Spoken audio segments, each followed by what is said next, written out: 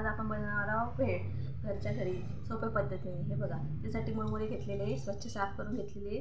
त्याच्यामध्ये आता आपण टाकूयात बारीक चिरलेला कांदा, बारीक चिरलेला टोमॅटो,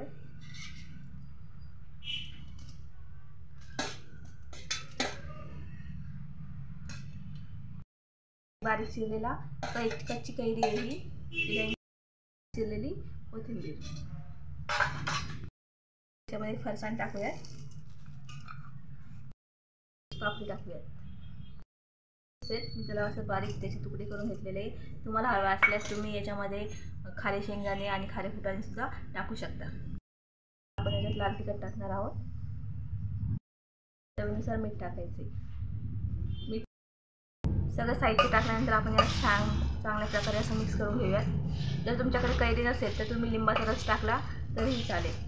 लिंबाच्या रसाने पण एकदम छान लागते आपली भेळ। याला छान प्रकारे असं मिक्स करून घ्यायचे। आपली भेळ अशी चांगल्या प्रकारे मिक्स झालेली आहे आणि खाण्यासाठी एकदम तयार झालेली आहे। थोडीशी बारीक करून शेव टाकायची, आपली भेळ खाण्यासाठी तयार आहे।